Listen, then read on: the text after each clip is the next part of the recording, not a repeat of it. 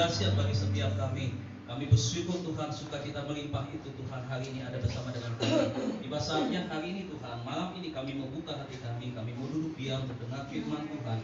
Sampaikan semua pesan-pesan Tuhan bagi setiap kami, agar setiap pesan itu ya Tuhan boleh tertanam di dalam setiap hati kami. Kami boleh hidup di dalam kebenaran firman-Mu, dan kami boleh menjadi pelaku-pelaku firman yang hidup di dalam terang, dan kami boleh berdampak bagi orang banyak.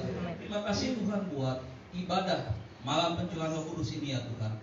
Kami percaya Tuhan sesuatu yang dahsyat akan kami terima malam hari ini. Kami akan melihat mujizat demi mujizat terjadi ya Tuhan. Tidak ada perkara yang mustahil di hadapan Tuhan. Dan kami percaya Tuhan setiap lewat kehidupan kami nama Tuhan dipermuliakan dan ditinggikan. Terpujilah nama-Mu Tuhan. Segala puji syukur hanya bagi nama Tuhan. Di dalam nama Tuhan Yesus Kristus kami berdoa dan mengucap syukur. Bapak Ibu jemaat yang diberkati bersama kita katakan amin. Di Tuhan silakan duduk Bapak Ibu saudara kasih Tuhan. Sebuah kehormatan tentunya malam hari ini dapat melayani bersama dengan Bapak Ibu di tempat ini. Amin. Ini sesuatu yang masih jarang nih. Malam hari ini saya melayani bersama dengan Topeng.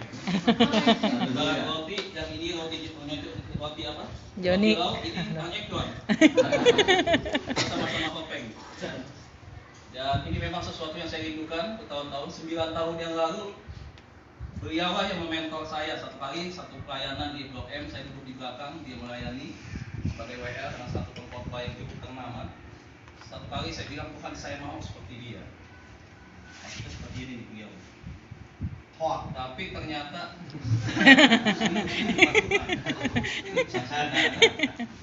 satu kali saya bilang, Tuhan saya ingin seperti dia, saya ingin jadi WL seperti dia. 2014 Tuhan jawab, tapi saya tidak jadi WL. 2014 Tuhan jawab doa saya, ternyata Tuhan juga pilih saya. Tapi Tuhan pakai saya sebagai seorang pembicara. Jadi usia pelayanan saya sebagai pembicara ini belum 5 tahun. Ya, Desember ini baru 5 tahun. Ya itulah salah satu yang membuat saya bisa berdiri di tempat ini, karena Bung Ronald yang luar biasa. Amin. Bapak Ibu sudah kasih Tuhan, pantun dulu lah. Iya. Kaki saat beli motor nggak pakai DP. Cakep.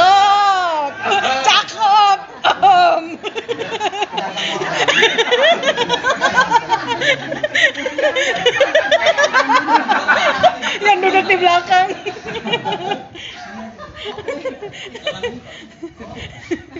Hamba-hambanya nggak enak kalau di belakangnya ya. Kaki saat beli motor nggak pakai DP. Cakep. Memang dahsyat semangat GPI NDP. Cakep. Saya tuh kalau khotbah begitu, tiba-tiba ide bisa muncul. Padahal nggak ada di skenario, nggak ada. Nggak tahu bisa begitu, Bapak Kudu saya tuntun. Amin. Tapi saya sebelum saya masuk dalam khotbah, saya mau uji wanita dulu di sini. Ide. Bu, pernah dipuji suami nggak? Sering. Benar. Jarang. Oh, ada suaminya, sering, berani, nggak takut. Tanggal 31 ini tanggal yang berbahagia. Pertama, karena Tuhan Yesus itu naik ke surga kemarin. Hari ini adalah hari pertama, hari pencurahan Roh Kudus. Dan tanggal 31 adalah tanggal yang sangat ditunggu-tunggu oleh khususnya orang yang bekerja. Iya, betul. Makanya hari ini sukacitanya itu double. Amin. Amin. Jalan-jalan pasar Jumat. Cakep. Jangan lupa beli manggis plastik. Cakep. Sungguh heran hati ini melihat wanita manis-manis cantik-cantik. Asik.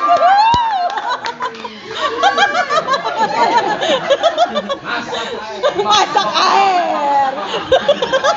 Masak peko. Bapak-bapak kalau udah wanita dipuji, bapak-bapak begitu, nggak senang. Om Deddy, biar adil dong, bos suami-suami. Iya. Tapi memang kebanyakan yang lebih dipuji itu wanita. Pria-pria nggak usah dipuji lah. Nggak perlu pujian Bu, ya kan Bu? Kasih duit Bu. Ya. Nah. Oke, demi keadilan, saya sebut aja lah buat pria-pria, saya kasih pantun juga biar adil, biar skornya satu-satu. Karena sama Tuhan itu harus adil, ya. Belum kali ciuli. Makan opak sambil minum sekoteng. Cakep. Lihat anak-anak main ludo di bawah pohon pepaya. Cakep. Bapak-bapak memang ganteng. Asik. Masa bodoh siapa yang nanya? Iya. Kena. Kasihan deh Bang. Nanti. Ini nggak ada yang nanya Pak. Dia termasuk saya Pak. Kita adil Pak. Jangan sampai pulang kita bikin perhitungan tak sama pendeta. Oke, udah masalah pantun udah selesai sampai di sini. Kapan khotbahnya? Wahyu pasal 2 ayat 1 sampai dengan 7. Kitab Wahyu pasal 2 ayat 1 sampai dengan 7. Sudah dapat? Saya baca ayat yang pertama, Bapak Ibu ayat yang benar, ayat 2, ayat 3 saya, ayat 7 kita baca sama-sama ya, nggak banyak ayatnya, cuma 5, cuma 7. Baik, judulnya adalah kepada jemaat di Efesus, kalau di Alkitab atau kalau di HP ada judulnya. Ya, 3, 2, 1. Tuliskanlah kepada mereka jemaat di Efesus, inilah firman dari Dia yang memegang 7 bintang itu di tangan kanannya dan berjalan di antara 7 kaki Dia emas itu. Silakan ayat yang kedua. Aku tahu segala pekerjaanmu, baik kejiraanmu maupun ketekunanmu. Aku tahu bahwa engkau adalah sahabat orang jahat, bahwa engkau mencobai mereka yang menyebut diri rasul, tetapi yang sebenarnya tidak demikian, bahwa engkau telah mendapati mereka dusta. Dan engkau tetap sabar dan menderita oleh karena namaku, dan engkau tidak mengenal lelah. Namun demikian aku mencela engkau, karena engkau telah meninggalkan kasihmu yang sempurna. Sebab itu ingatlah betapa dalamnya engkau telah jatuh. Bertobatlah dan lakukan lagi apa yang semula engkau lakukan. Jika tidak demikian, aku akan datang kepadamu dan aku akan mengambil kaki dianmu dari tempatnya, jika engkau tidak bertobat. Tetapi ingat kepadamu, yaitu engkau membenci segala perbuatan mengikut-ikuti pemalas yang juga membenci. Siapa bertelinga hendaklah ia mendengarkan. Ya sama-sama. 3, 2, 1 maaf saya keduluan. Siapa bertelinga hendaklah ia mendengarkan. Barang siapa mau ia beriman Bapak Ibu, Efesus adalah sebuah kota besar ya, kota pelabuhan, kota yang sangat strategis sekali, di mana kota itu adalah sebuah kota perdagangan, Bapak Ibu. Pada zaman itu Efesus adalah salah satu dari 4 kota besar yang tercatat di Alkitab, yaitu Galatia, Antioquia, dan Roma. Ya. Nah, Efesus ini adalah satu tempat di mana juga terdapat tempat penyembahan Dewi Artemis yang terbesar pada zaman itu, saudara. Ya, jadi banyak orang datang ke sana ya ke Efesus itu untuk menyembah kepada Dewi Artemis ya, waktu itu kuilnya terbesar tuh ada di Efesus ya. Nah, kuil ini saudaraku, itu imam-imamnya semua adalah wanita-wanita cantik, imam-imamnya. Ya, bukan wanita-wanita yang biasa, wanita-wanita yang cantik, yang tingginya mungkin 175 cm, yang badannya kurus ya 52-53 kg gitu ya. Putih, hidung mancung atau besar atau bulat ya, alisnya tebal, giginya bersih, ya, pokoknya semuanya serba yang keren-keren gitu. Ya. Nah, profesi ini, imam-imam ini, saudaraku, kalau siang dia berprofesi sebagai imam di kuil itu, kalau malam dia berprofesi, mohon maaf bicara, dia sebagai PSK, saudara. Jadi ada banyak orang peziarah-peziarah dari luar daerah, dari luar kota, datang ke Efesus, kemudian mereka berziarah, sembahyang di situ, dan mereka melakukan hubungan seks dengan imam-imam wanita itu. Kenapa? Karena diyakini, ya, ketika mereka melakukan hubungan seks dengan imam-imam itu, maka mereka percaya jiwa dan roh mereka menyatu dengan Dewi Artemis. Itu dari sisi penyembahan berhala. Sisi kedua, secara politik, saudaraku, dia ini sama dengan Singapura zaman sekarang. Jadi kalau ada orang berbuat jahat, ya, korupsi, pembunuhan dan sebagainya, ketika sudah sampai ke kota Efesus, maka mereka tidak bisa ditangkap di situ. Jadi ada perjanjian seperti Singapura, ya, Indonesia itu tidak ada perjanjian ekstradisi dengan Singapura. Jadi koruptor kan aman, mereka di sana mereka tidak bisa tangkap. Nah, saudara bisa bayangkan, ya, seperti apa kota Efesus. Ya. Kemaksiatan begitu besar di sana, tingkat perzinahan begitu tinggi di sana. Ya. Sementara di satu sisi, anak-anak Tuhan menghadapi situasi yang seperti itu, saudaraku, maka ini adalah sebuah tantangan. Tantangan yang sangat besar sekali. Setiap hari mereka melihat bagaimana orang asing masuk ke negara mereka, ya, bagaimana kehidupan, ya, namanya tempat kota-kota pelabuhan seperti itu, saudara, tempat transit atau tempat singgah. Saudara lihatlah Tanjung Priok seperti apa, Mangga Besar seperti apa, kehidupan malam begitu menjamur di tempat itu. Dan secara tidak langsung ini berdampak terhadap pertumbuhan rohani anak-anak Tuhan. Perzinahan itu di kota Efesus terbagi menjadi dua. Satu, perzinahan jasmani, mereka melakukan hubungan seksual. Yang kedua, perzinahan rohani. Nah, saudara lihat, perzinahan rohani ini akhirnya, saudara, memberikan dampak yang membuat iman atau tingkat rohaniat anak-anak Tuhan di Efesus begitu anjlok. Begitu anjlok. Ketika orang-orang itu masuk, saudaraku, akhirnya jemaat Efesus yang tadinya setia melayani Tuhan, tiba-tiba, saudaraku, semuanya serba berubah. Ada tiga hal yang mempengaruhi, ya, yang terjadi di Efesus. Yang pertama adalah kemaksiatan, yang kedua pengajaran sesat, yang ketiga adalah gaya hidup yang berubah. Kemaksiatan itu berbicara tentang free sex terjadi di mana-mana. Yang kedua, saudaraku, ya, terjadi pengajaran sesat Nikolas. Nikolas mengajarkan begini: you boleh melakukan hubungan seksual, boleh melakukan penyembahan berhala, ya, boleh juga beribadah kepada Tuhan. Ini pengajaran yang sesat, dicampur adukan. Sehingga jemaat pada waktu itu, saudaraku, menghadapi satu perjuangan, ya, untuk apa, ya, namanya, langkah iman mereka ini tergoda untuk akhirnya mereka menyimpang. Itu Efesus, itu kasus di Efesus. Gaya hidup juga berubah. Begitu lihat orang asing datang bawa istri, saudaraku, kalau saya tarik di zaman masa sekarang, itu lihat, waduh, tasnya itu mungkin tas-tas yang mahal. Istri-istri jemaat sudah mulai bilang begini sama suaminya, Pak, itu tante tasnya, Pak, waduh, keren banget tuh, Pak. Itu kemarin saya lihat tante sebelah kita pakai tasnya mereknya Hermes.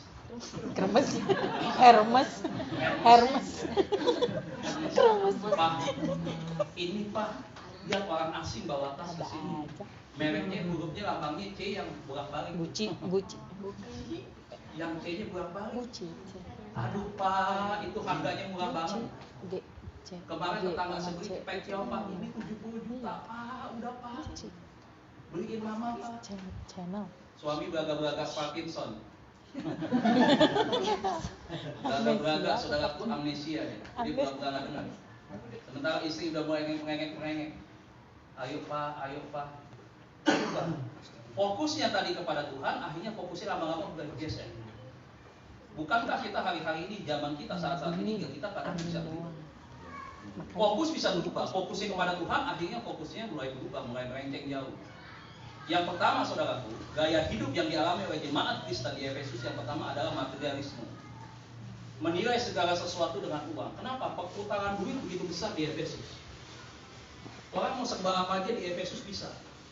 Gaya hidup orang dari luar negeri, saudara, begitu mewah. Jemaat di Efesus mulai tergoda. Yang punya anak perempuan, orang tua mulai bilang begini, Cindy, coba nikahi itu orang asing tuh, supaya hidup kita berubah. Lihat mobilnya yang minimal 1M. Nggak boleh mobil dibawa, Innova nggak main, apalagi Kayla nggak main. Materialisme mulai muncul. Ya, pelayanan juga begitu, dinilai segala sesuatunya dengan materi. Padahal sesama melayani jemaat Tuhan, tapi karena terkontaminasi oleh pengaruh yang tidak baik, akhirnya jemaat Tuhan gaya hidupnya berubah, menilai segala sesuatunya serba dengan duit. Waduh, begitu luar biasa saudara pengaruhnya. Yang kedua, saudara pengaruhnya adalah hedonisme. Gaya hidupnya mewah. Jemaat di Efesus juga begitu. Padahal jemaat di Efesus, nanti kita lihat pasal ayat yang kedua, itu seperti apa jemaatnya sampai dia mendapatkan pujian. Tapi begitu orang Efesus masuk di situ, orang asing begitu banyak di situ. Ya, pengaruh dunia begitu kuat, sedikit-sedikit iman mulai rontok. Ya, gaya hidupnya gaya hidup mewah, saudara. Memaksakan diri, cari kenyamanan. Sesuatu yang dia membeli sesuatu yang mahal, yang branded. Wah, yang penting puas, yang penting bisa buat penampilan. Yang ketiga, saudaraku, yang ketiga adalah individualisme. Jemaat Tuhan menjadi individualisme. Jadi tidak peduli kepada sesama. Jadi mementingkan diri sendiri. Egois. Ya. Akhirnya udah nggak peduli lagi ketika orang ada mengalami kesusahan, ketika orang mengalami kelaparan, ketika orang mengalami sakit dan sebagainya, mereka sudah tidak peduli lagi. Yang keempat, saudaraku, mereka hidup di dalam konsumerisme. Mereka nggak bisa menyisihkan uang. Biasanya mereka sisihkan uang untuk menabur pekerjaan Tuhan, tapi mereka tidak menabur. Mereka siapkan itu uang yang ada untuk mereka habiskan. Boros, tidak bisa hemat. Nah, makanya Tuhan ingatkan kepada mereka tentang hal ini. Tapi sebelumnya kita lihat itu ayat kedua dulu. Seperti apa jemaat di Efesus? Kita lihat ayat kedua. Aku tahu segala pekerjaanmu baik jeripayahmu. Jeripayah berarti ini jemaat di Efesus adalah jemaat yang apa? Semangat kan? Semangat, pekerja keras ini. Terus yang kedua lagi katakan bahwa jeripayahmu maupun ketekunanmu. Jemaat yang punya ketekunan sudah mengerjakan sesuatu dengan tekun, dengan sabar, dengan teliti, melayani dengan tekun, berdoa dengan tekun, baca firman dengan tekun. Ini jemaat Efesus sebelumnya. Kemudian apa yang terjadi lagi, saudaraku? Kiri dikatakan bahwa engkau tidak dapat sabar terhadap orang jahat. Artinya apa? Mereka benci kehidupan. Kehidupan orang jahat itu mereka sangat benci sekali. Berarti mereka hidup benar di mata Tuhan. Yang kemudian dikatakan juga di situ, engkau telah mencobai mereka yang menyebut dirinya rasul, tetapi sebenarnya tidak demikian, bahwa engkau telah mendapati mereka pendusta. Artinya apa, saudaraku? Jemaat di Efesus dia punya kepekaan roh yang luar biasa.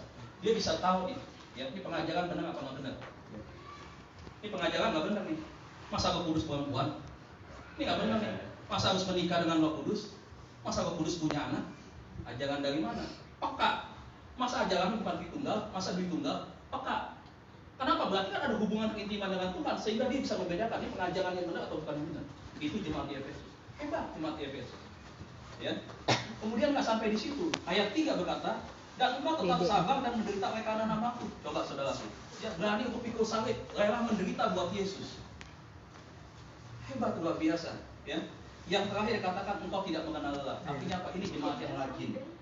Saya lihat jemaat tempat ini tuh rajin. Tadi saya lihat kalau misalnya disewa, saya selalu ikutin di Facebook, saya suka nonton. Saya tuh selalu ketungguin postingan dari Pak Gembala atau Ibu Gembala, suka saya tontonin di Facebook. Suka saya liatin.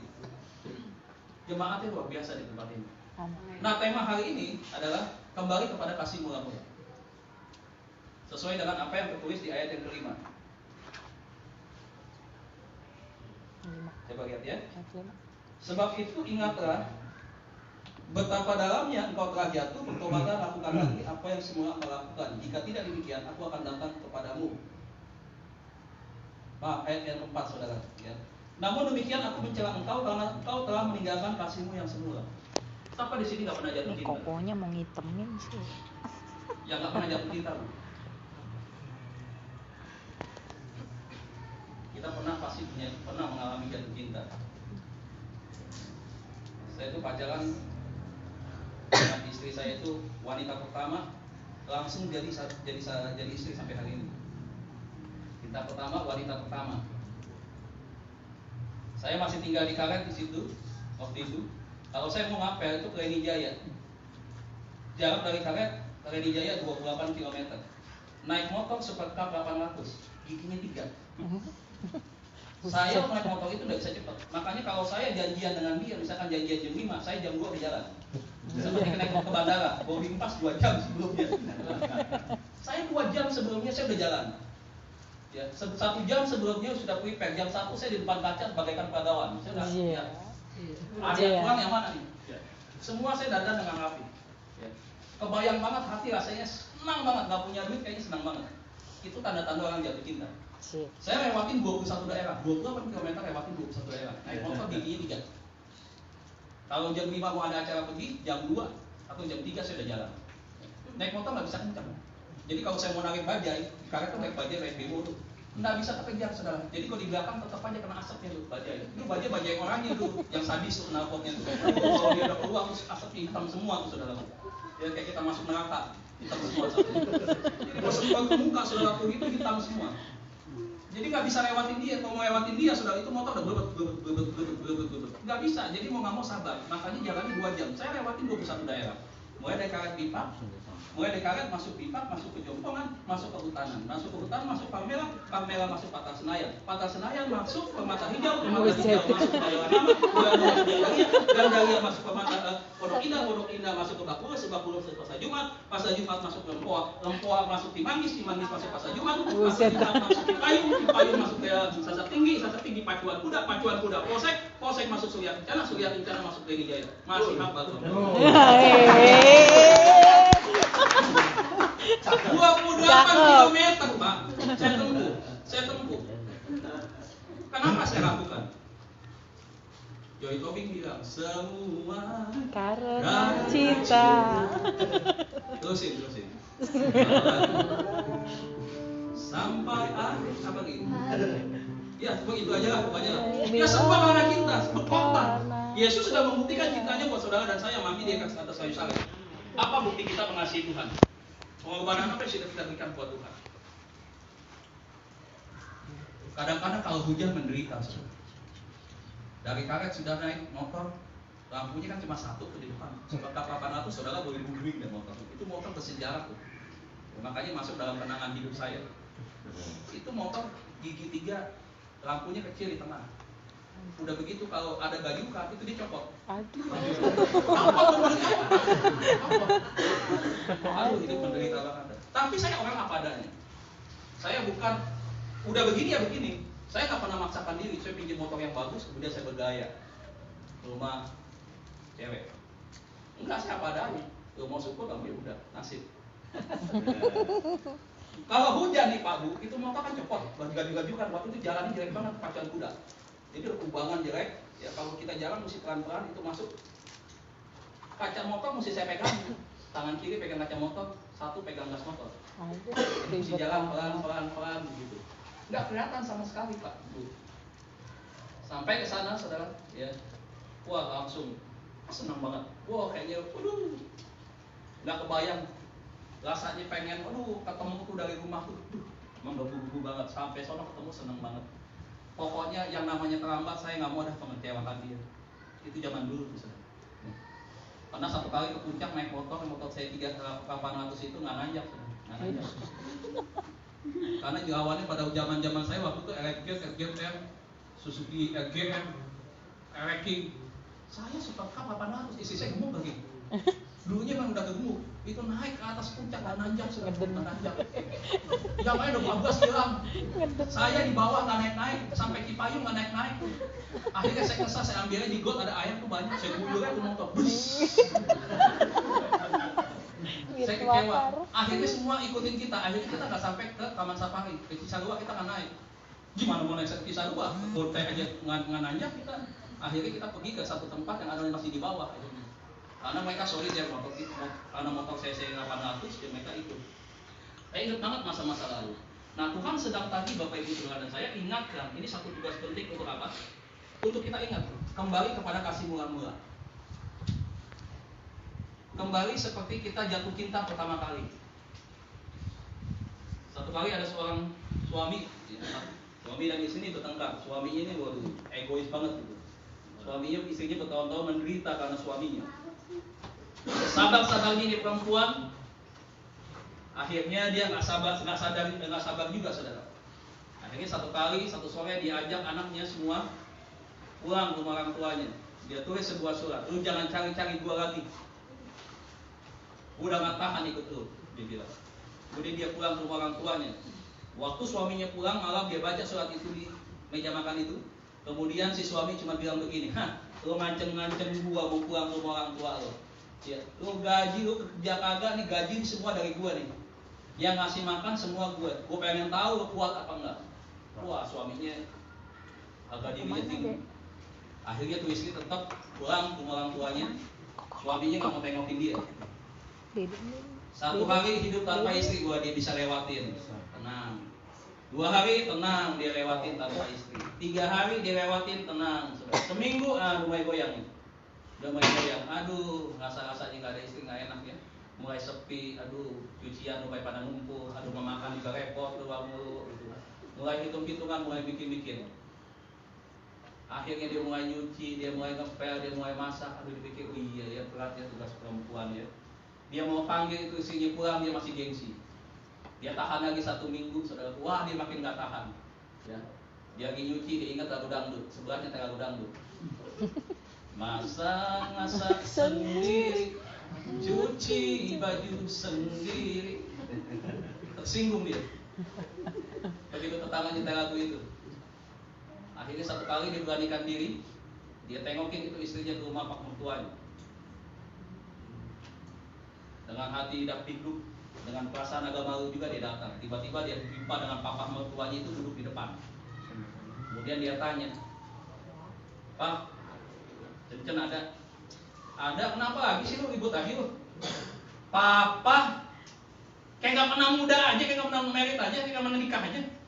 Dia bilang, Pak, yang namanya rumah tangga pasti pernah ribut, pasti pernah konflik. Ya, ibarat sayur asem, Pak. Rumah tangga gak konflik, ya, sayur asem tanpa meninjau. Bisa aja dia ngomongin dia. Ya, terus kalau mau tengokin tuh di dalam di kamar. Dia tengokin ke kamar suaminya ini.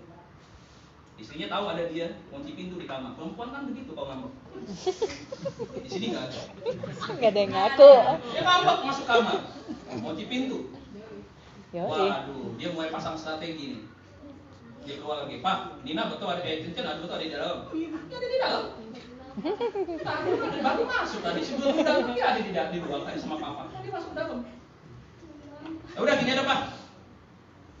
Saya yakin hari ini saya bisa bawa pulang Cincin nih. Kalau saya nggak bisa bawa pulang Cincin, Papa jangan panggil saya Acong Kodok. Acong Kodok. Playboy petak 9. Cie, petak 9. Kodok. Iya, Kodok. Kalau saya nggak bisa bawa pulang Cincin, jangan panggil mantu Papa Acong Kodok. Lantas dia panggil istrinya, dan nggak ada jawaban. 2 kali diketok dan nggak ada jawaban. Karena dia tipe playboy kelas kakap, playboy kelas tinggi, wah dia tahu bagaimana caranya menjatuhkan hati wanita. Dia mulai pasang jurus pertama Iwan Gombal tipe A. Iwan Gombal Tipe A. Tipe C, tergantung wanitanya seperti apa model-modelnya. Kalau wanitanya lebay mungkin pakai yang tipe C, dicocok pakai ini. Dia mulai pakai jurus yang Iwan Gombal tipe A. Ibarat jurus itu ibarat jurus pendekar, itu jurus pendekar ya. Pendekar mengambil hati Dewi. Nyanyian. Dia samperin itu pintu, dia ketok pintunya. Tok. Dan nggak ada jawaban. Dan gua Acong dan dia nggak ada jawaban juga. Dia mulai berpikir gua harus kayu dengan nyanyian. Biasanya perempuan pada nyanyiin kan senang. Dia mulai dengan nyanyian. Tok. Dia mulai nyanyi.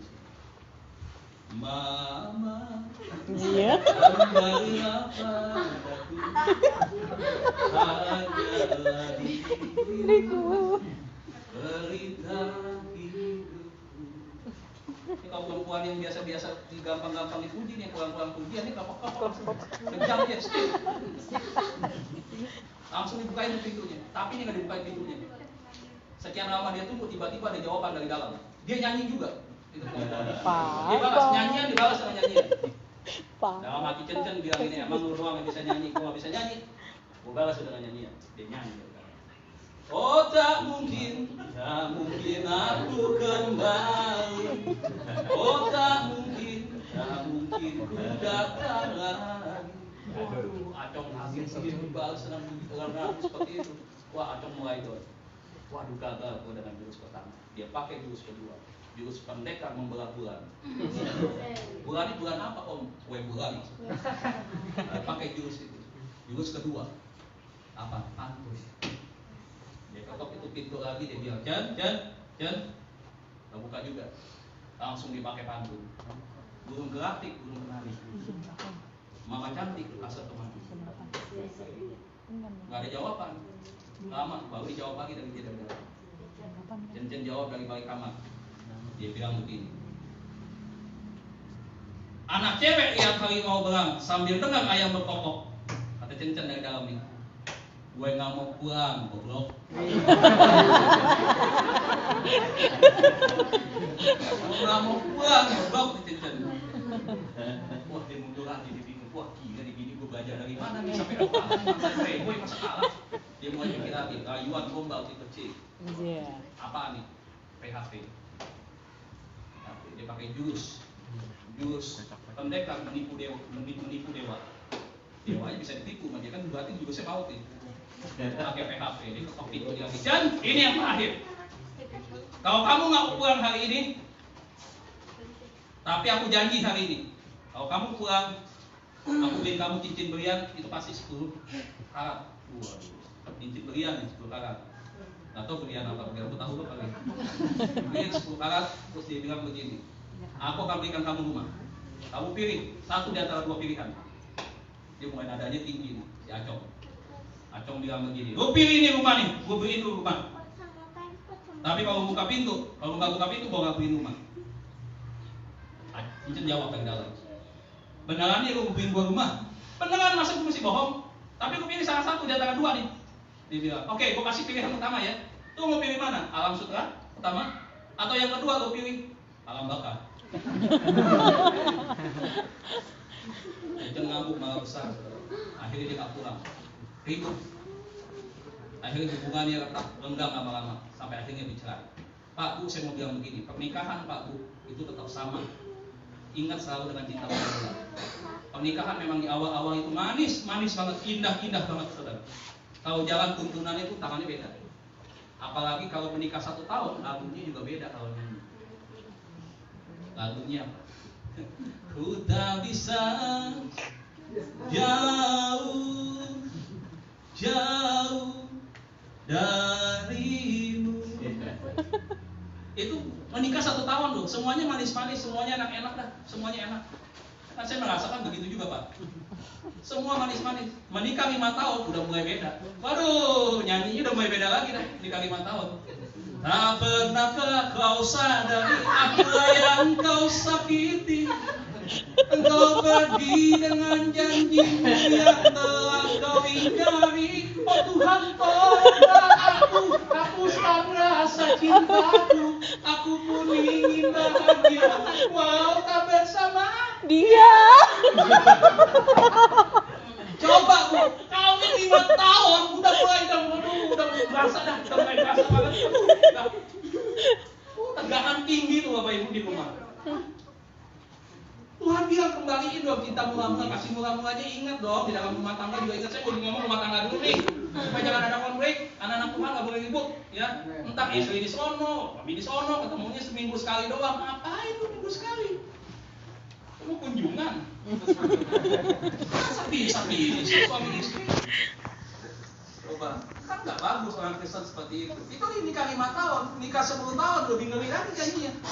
Waduh, namanya nikah 10 tahun, saudara. Mengerikan deh nyanyinya.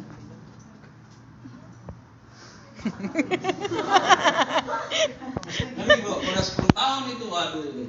Suami sama istri kalau itu tuh nggak boleh ngalah.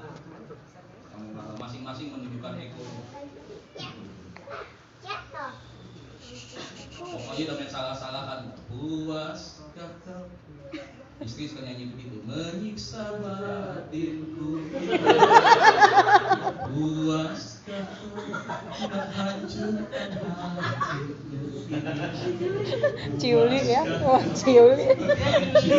Iya kayaknya ciuli. Rajut asmara. Iya. 10 tahun begitu tuh nyanyi gitu. Tekanan batin udah mulai muncul. Istri-istri badannya udah mulai menurun. Makin gede. Ada dua bu, kalau kita depresi ada dua. Makin lebar. Yang ini ada yang makan, badannya makin habis. Tetangga sampai nanya, kenapa sih Chan, badan lu makin habis begitu? Nggak apa-apa. Hai, cantik. Ini ya.